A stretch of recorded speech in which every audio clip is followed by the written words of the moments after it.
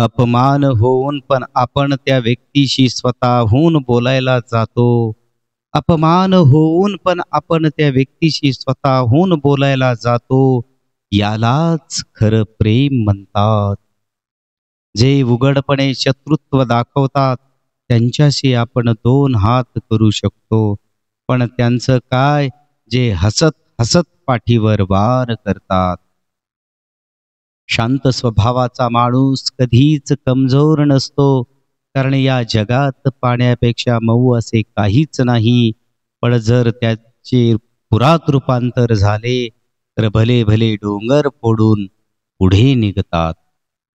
कड़वा है मगर सच है, लड़की कितनी भी समझदार क्यों ना हो, जब उसे गैर मर्द से इज्जत मिलने लग जाए ना, तो वो 7 साल पुराना प्यार भी भुला देगी.